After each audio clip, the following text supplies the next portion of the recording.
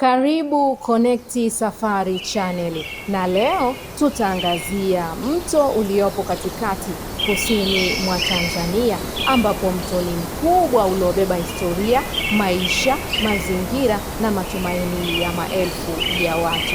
Na huu ni mto Rufiji. Ni mto unaotiririsha maji kwa utulivu lakini wenye nguvu na ukubwa wa kimaumbile. Ni mto unaounganisha milima, mabonde, misitu, vijiji, hatimaye bahari ya Hindi.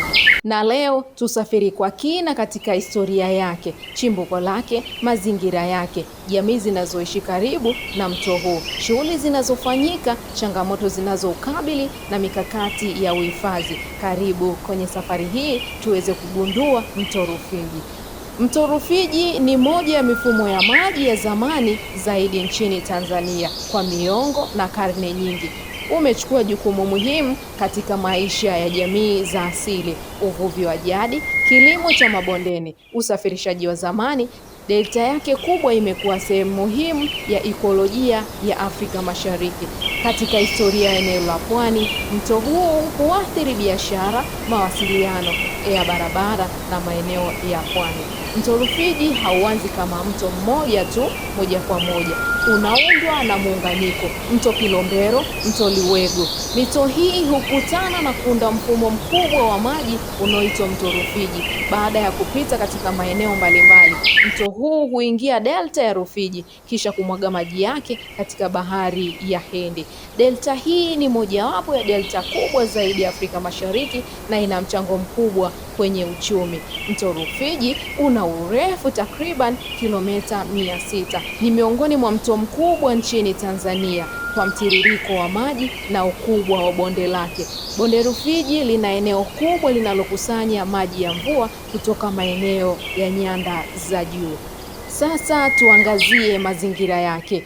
Mto Rufiji una mazingira ya kipekee: misitu ya mikoko.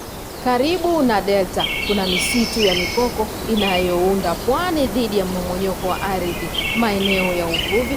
Mto huu una aina nyingi za samaki na viumbe vya majini, wanyama na ndege.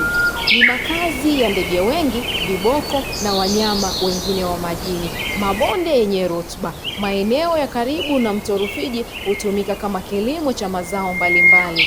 Jamii nyingi katika wilaya ya Rufiji, maeneo ya Morogoro, maeneo ya Pwani hutegemea mto huu kwa maisha yao ya kila siku. Wengi wao ni wakulima, ni wafugaji, ni wavuvi, wafanyabiashara wadogo. Mto huu ni sehemu ya utambulisho wa jamii hizi.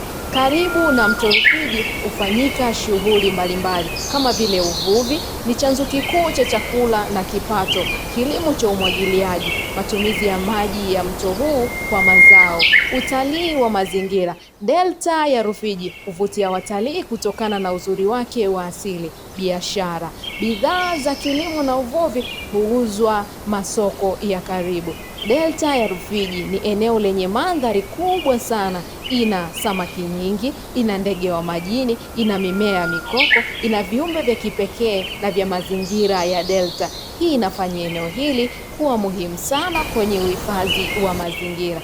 Serikali ya Tanzania imeweka juhudi kulinda misitu ya mikoko, kudhibiti uvuvi haramu, kusimamia matumizi ya maji, kuendeleza miradi ya umwagiliaji, kuhakikisha maendeleo endelevu ya bonde Rufiji.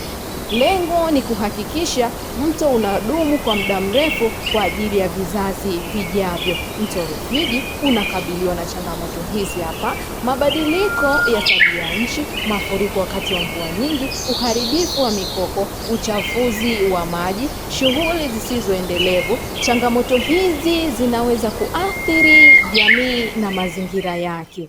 Mustakabali wa mto huu unategemea ushirikiano wa jamii, uhifadhi wa mazingira, elimu ya matumizi bora ya rasilimali, mipango endelevu. Ikiwa italindwa vizuri, mto Rufiji itaendelea kuwa chanzo cha maisha kwa vizazi vingi. Mto Rufiji ni zaidi ya maji yanayotiririka, ni historia, ni mazingira, ni uchumi na ni maisha ya jamii nyingi kutoka chimbuko lake, kutoka katika mto Kilombero na Luengu hadi delta yake kubwa inayomwaga maji kwenye bahari ya Hindi. Rufiji ni hazina, uhifadhi ni wajibu wa kila mmoja wetu. Je, unadhani hatua gani zaidi zinapaswa kuchukuliwa ili kulinda mto Rufiji kwa ajili ya vizazi vijavyo? Tuambie hapo kwenye comments. Naendelea kutufuatilia Connect Safari. Sisi tuko kwa ajili yako na tutaendelea kukufahamisha mengi ambayo ulikuwa hufahamu.